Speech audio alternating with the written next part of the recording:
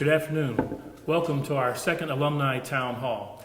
Today we're in St. Killian's Cafe, which is the restored old library, and it's beautiful in here. It's also part of the headquarters of the Student Life Office. And today we have guests with us, Chris Vanderwoody and Amanda Graff. And today we're going to get them to discuss the student life situation here on campus and answer your questions. So first, Chris and Amanda, thank you for joining us. Can you both give us a brief intro to yourself and a little bit about how you came to be a Christendom? Sure. My name is Amanda Graff, and I'm not a Christendom alum. I graduated from the University of Illinois and then did my master's at George Washington University in higher education. But I have been the director of residence life at Christendom for 6 years now, which has been great. My role, I think, used to be called the Dean of Women or the Associate Dean.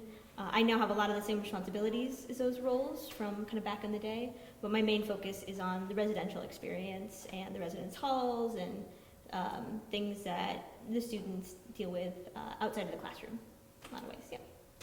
And myself, Chris Vanderwoody, I'm a graduate of Christendom 2002, and then I came back in 2007 to work as the athletic director when I was hired as the athletic director, and then this is my third year as a Dean of Student Life, so it's been a great privilege. Very good. Well, thank you very much. Okay, I think the best way to start off today's town hall, before we get to the actual questions, would be to have both of you provide a little bit of a philosophy of life as far as the Student Life Office is concerned. What's your approach to student life on campus? Can you just elaborate a little bit for us? Yeah, really, in a nutshell, for me personally, it's about intentional relationships, building and fostering formation amongst the students, specifically outside the chapel or the classroom, because that's kind of what student life deals with. And then also just personal accountability. Obviously, Christendom is unique with some of our policies and our rules, and we're just big believers in part of the maturation process is just being accountable for your actions. And so those two things really kind of set kind of the tone as far as what we try to bring in all the various departments of student life. Yeah, we really believe in the mission of forming young men and women to restore all things in Christ. So we want to make sure that while they're here, they have all of the challenges, but also the support that they need to just learn how to habitually choose the good, and habitually be growing in virtue, so that when they leave here, they have that habit of mind and that habit of action. And so sometimes that means challenging them a little bit more, and calling them on to just a higher kind of way of life. Sometimes it means giving them a ton of support so they can go do the good things that they want to do. So that's kind of the balance we're always trying to strike of when to challenge, when to support, to make sure that they're really working on that daily growth in virtue. Very good. Yeah. Can you give me a quick idea, for the alumni, what departments are kind of lumped under student life, real quick, so we kind of know what chunk of campus does student life cover? A lot of people, I think, even on campus don't realize. So student life, broadly speaking, has a bunch of smaller departments that consist of. So the Rome program, the student life portion falls underneath student life. There's residence life with Amanda. There's athletics. There's the nurse. Mission trips with Mr. Brown falls underneath student life. There we have 2 RDs. Also, so these are all various components that fall underneath the umbrella, so to speak, of student life on campus. And one thing I forgot to mention that you were going to probably mention, another big one is SAC, all our student activities. So that's technically part of student life too. Okay, so just real quick, for the spiritual part is kind of under student life, but not. It's independent of, but Sure. In the campus structure, it shows up under student life, but the chaplaincy is fully independent and collaborates with student life. Collaborate would be the big word, just because so many of our goals are the same, that we're not going to reach all of our goals if we don't have chaplaincy working with us, and vice versa, because it is about forming the students in all these different ways. So while technically they wouldn't be in the department, we're working together all the time to do what's best for the kids. Yeah. Very good. Okay, let's just jump right into the policy and questions. A lot of alumni had questions about dress code on campus. That seemed to be like the number one thing, so we'll just jump in. Some of these I had to summarize because they're very similar, but is there a dress code at the college? And if so, what are the specific guidelines? Sure. There's definitely still a dress code at Christendom. It's pretty similar, I think, throughout the years from what I've seen. And it's online, so all of our policies are published in the student handbook, which is on the website if people want to check it out. And it's a pretty consistent modesty dress code for all times on campus for men and women. And then obviously for class, the 11:30 mass and lunch is a professional dress code where we're asking them to really dress in a manner that's appropriate for what they're pursuing, the liberal arts. And so that is explained to all the students several times throughout the year, but it's enforced primarily through the resident assistants. And when a student chooses to not be in the dress code, we make sure that they're aware that they're out of the dress code. They're asked to go change or to make sure they are in dress code. If we need to, to get the point across, we can give them a sanction or some kind of encouragement to be more consistently with the policy. But it is, something that we're on every day because it is an important part of Christendom and the culture that we have here to not only have the dress code, but to be enforcing it really consistently. And I would just echo, as an alumnus and as someone that hears talk about what makes Christendom unique, oftentimes they speak to some of our policies, specifically dress code, and it's one of the things that, just talking with admissions, is one of the things that visitors notice right away is our dress code. And is it perfect? No. Can we do a better job? Yes.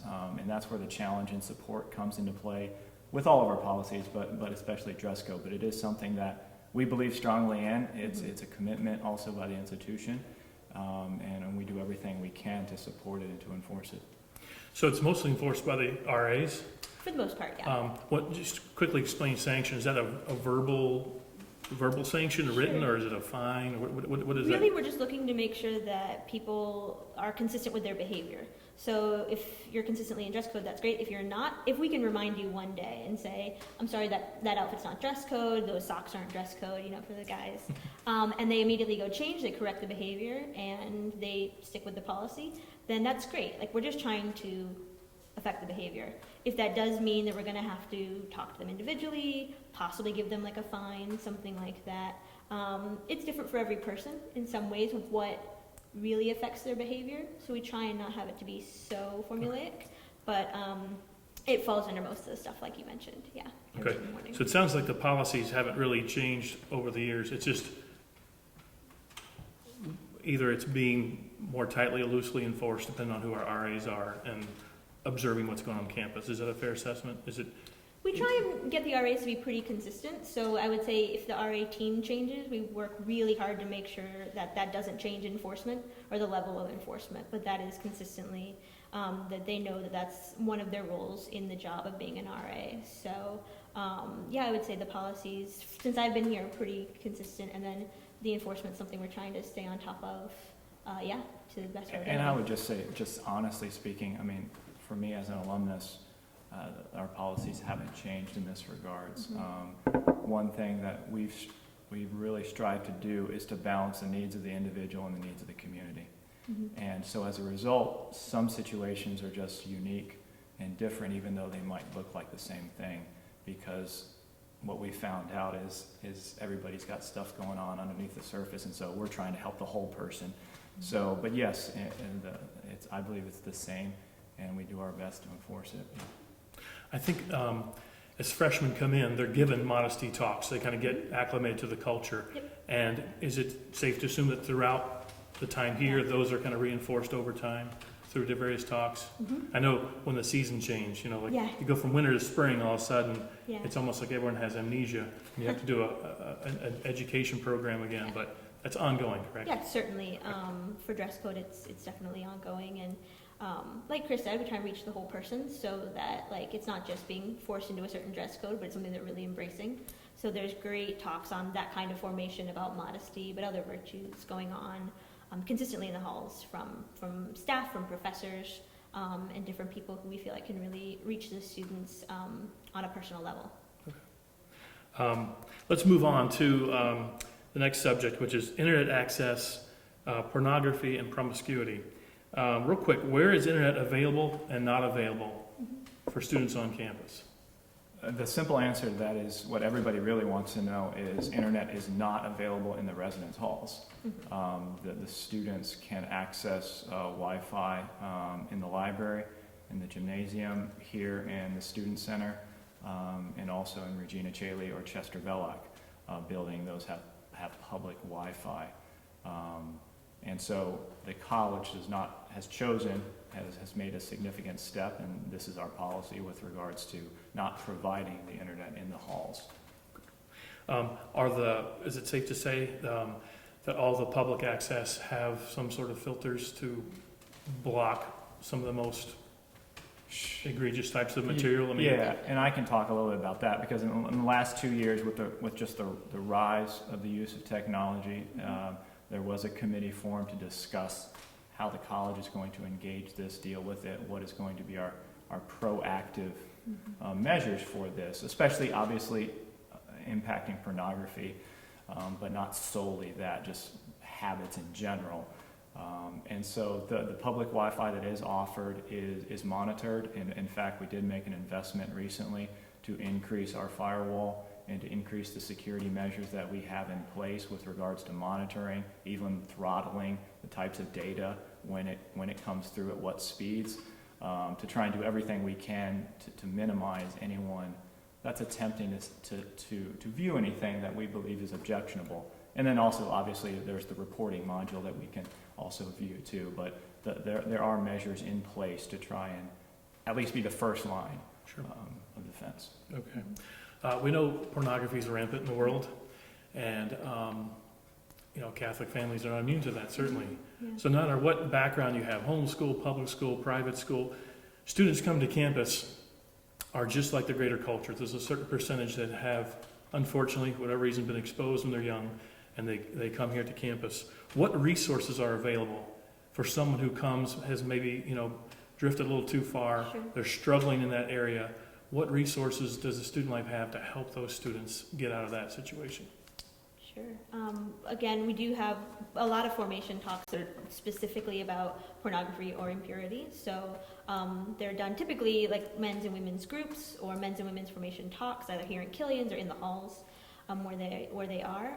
So we are bringing in experts. We're also just bringing in local men and women of the community who can really talk to them, talk to their experience, specifically here at Christendom. But also focus on this particular issue. So we have a lot of good formation going on.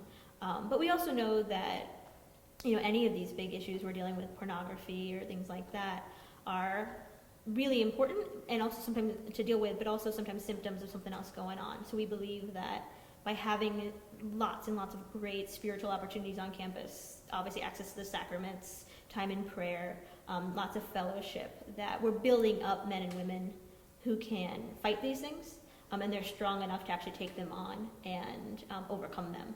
And so that's really important to us too.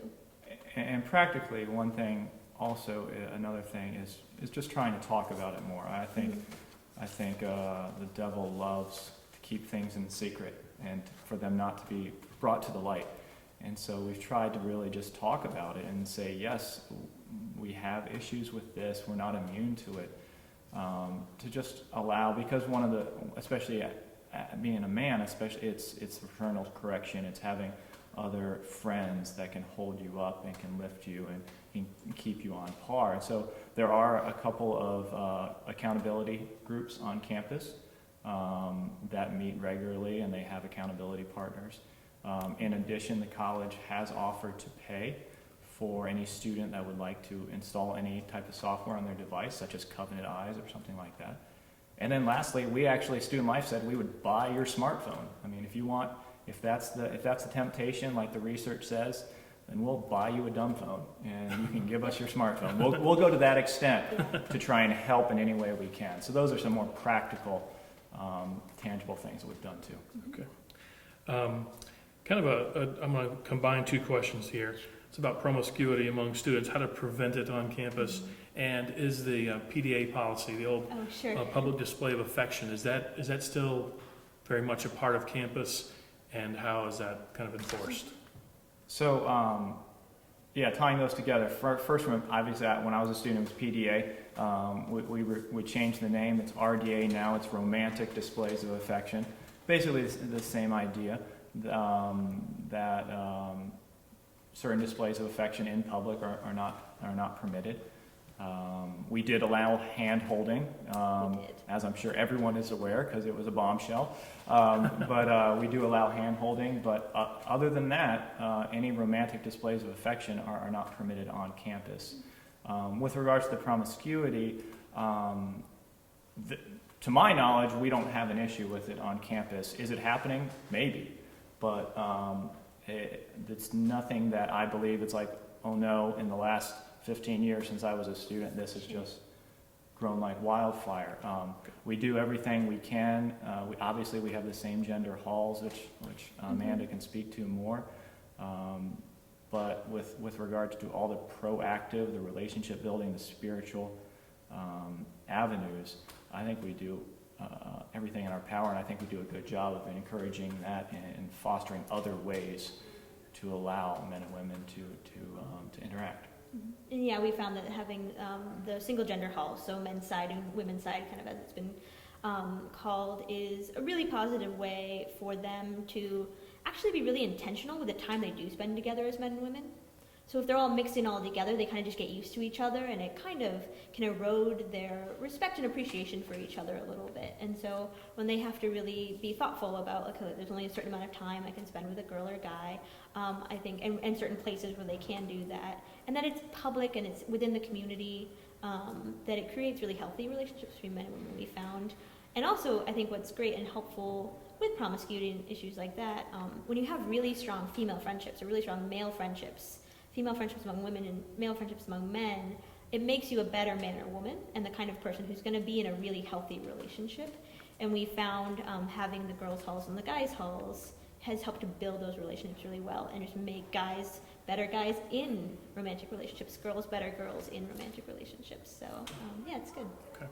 And we still have single-sex dorms, just to throw that in there. Yep, true. And the only time guys are allowed in girls' dorm or vice versa is like during a specific afternoon of open house where they go through and people actually, it's really, we all know, just an excuse for them to clean up their dorm room. Yeah, but it works. But it works. But that's really the only time there's any Correct. kind of, is that just a couple times a semester, right? Yeah. Just where they have an open house. It's on Sundays from 1 to 3 on different times throughout the semester, but that's it. Okay. Quick question about resident assistants. Sure.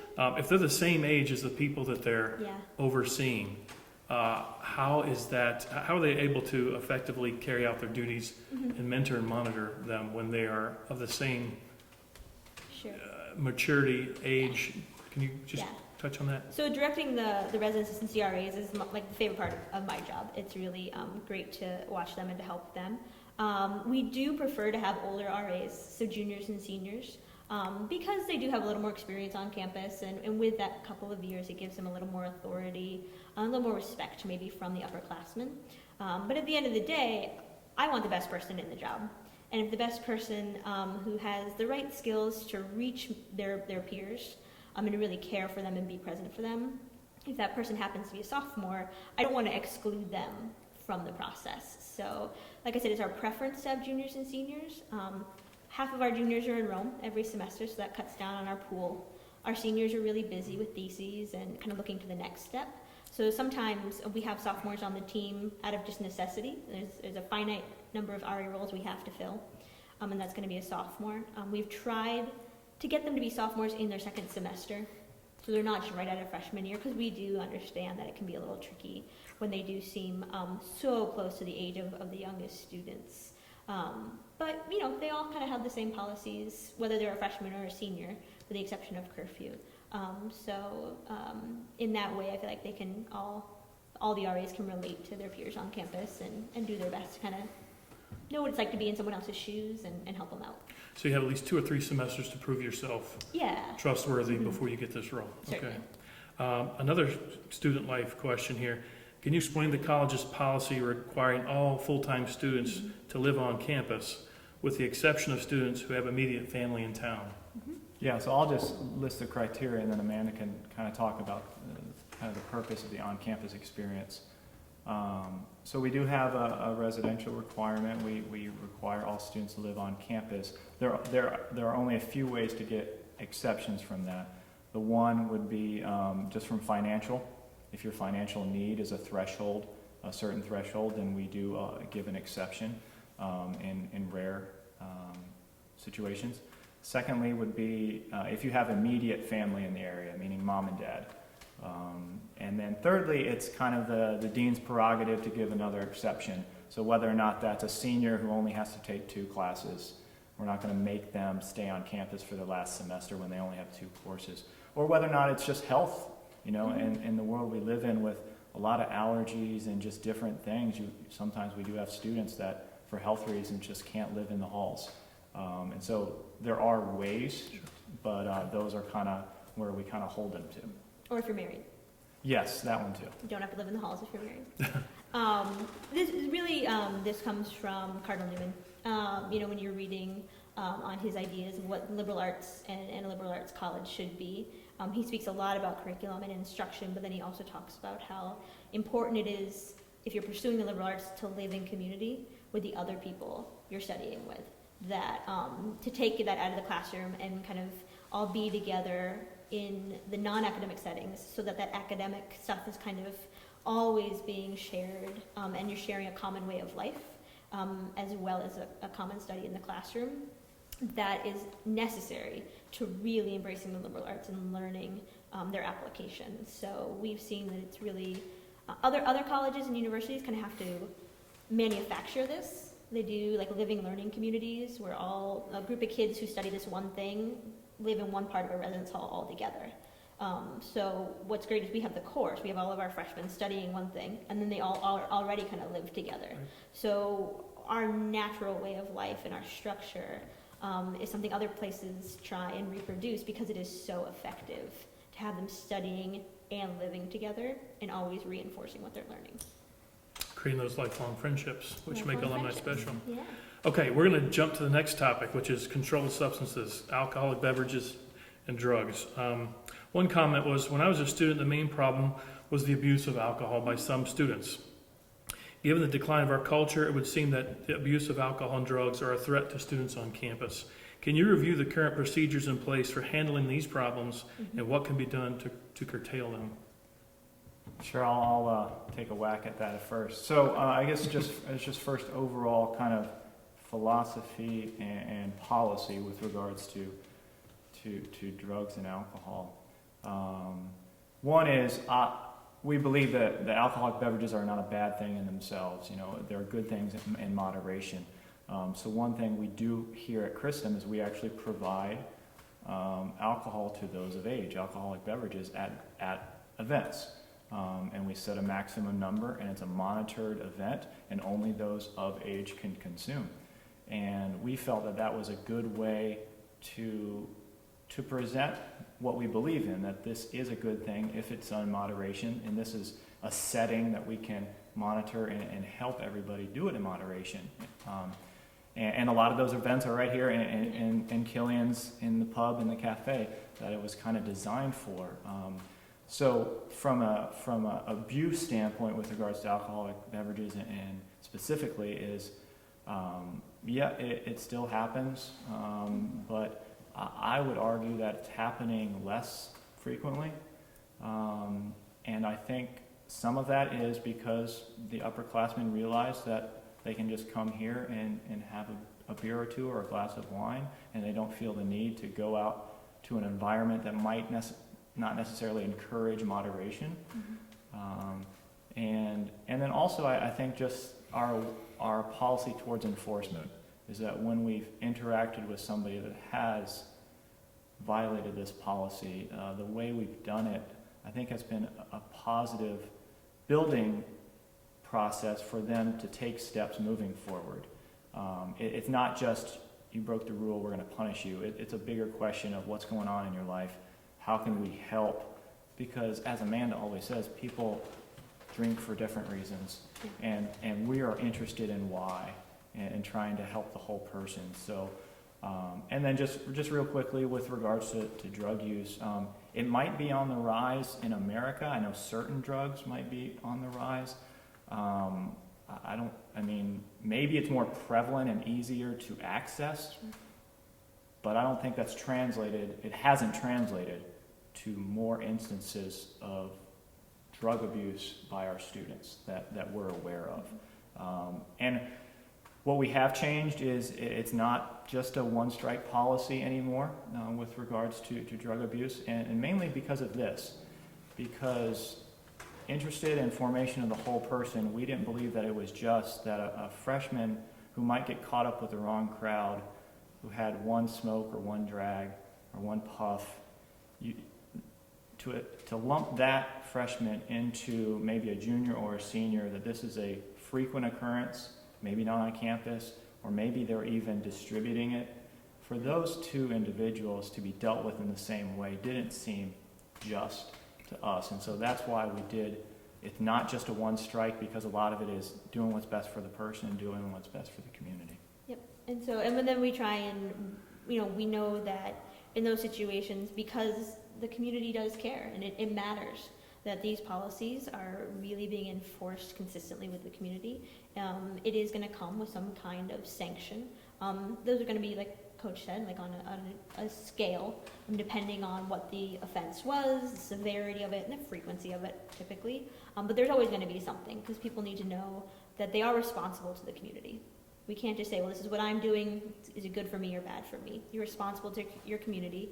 But then, so there's the sanction. It's always going to be coupled with some kind of support, in the sense of getting that person to take like an assessment for possible problems with alcohol, possible problems with drug abuse. So we can send them to a counselor, have them assess what's really going on. Is this a one-off thing? Is this a real problem that you're having that you're going to need ongoing support to work on? We're going to send them to talk to a spiritual director, a chaplain on campus, so they understand the full moral gravity of what they're dealing with as well, because we find sometimes students aren't necessarily formed in their understanding, particularly of the real moral gravity of using drugs, because recreational drug use is legal in some states in this country, and we're combating what the law is saying might be okay.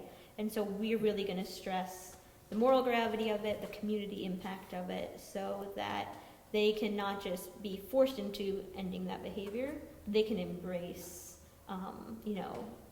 these positive habits rather than negative habits like abusing drugs or alcohol. Okay. Our final category is resources and extracurricular activities. And I'm watching the time. I know we got a little bit of a late start with a technical difficulty, so we're right about the half-hour mark. So I'm thinking maybe another 5 minutes. And whatever questions are left over, we can answer on an individual basis. So I'm going to pick out, I think, what is two of the most important things here. First, how does the Student Activities Council balance the many activities for fun and social interaction and bonding with the intense academics? How many events are planned in any given semester or year? So, yeah, this is like the fun part, and this is, especially for older alumni, this is something that it just kind of, for the current students, it's what exists on campus, but activities and life outside the classroom in the chapel has really not blown up, but grown as the college has grown. From a student activity standpoint, they're a body of volunteer students. They're not paid, anywhere from 30 to 40, purely volunteer, different classes. And they, along with our director of student activities and her assistant, so it's Caitlin Bowers and Kelsey Gordon, they organize and run most of the activities on campus. That is their primary role. We have worked through criteria as far as how many to try and offer it as healthy communal bonding and formation, so that it is not pulling away from the rigors of the academic life. But there is something to be said about wholesome outlets, especially as a community, especially when we have an on-campus requirement. To a certain extent, it kind of falls on us. If we're going to ask the students to be here, we need to provide something for them to do. So we do have criteria. Generally speaking, they are putting on anywhere from 2 to 4 events a week. Some of those smaller, just like a simple pub night where just those of age can come to the pub, and others more significant, like a dance or a large-scale party or something like that. But we're very intentional with regards to looking at the calendar and midterms and when assignments are due, and massaging that so that we don't overload the students, especially the ones on SAC who give so much of their time to do this for the rest of the students. Right. But it's a huge, you tell anyone from any other college that we have this and our student volunteers do it, and they don't believe it. I mean, it's a huge feather in the cap of the college, but also for the students, that we basically create our own events and fun here in-house, and we don't have to bring any outside. And it's a big part of our community. Do you want to touch on the athletics real quick, just both at the collegiate level, intramural, just to show kind of what we have here, paint a I'm quick gonna picture? let Coach cover that. Yeah, so athletics covers varsity sports and then intramurals. Our intramural program, I'm very proud of. And every year we're ranging between 50 and 70% of the student body play an intramural sport. And that's anything from dodgeball to basketball to indoor soccer to volleyball to wiffle ball. I played wiffle ball this year. Yes. And indoor soccer. And those are always on Monday and Thursday nights from 9 to midnight, and the gym is kind of the hub of activity for that. Then we also do have varsity sports. We're a member of the USCAA conference, and we field a number of varsity sports such as volleyball, rugby, basketball, baseball will be back this spring also. But there's more of those, but that's just a few of them. Okay. I'm going to skip the questions on the spiritual life because you can find that on the website, how many mass times there are and different things.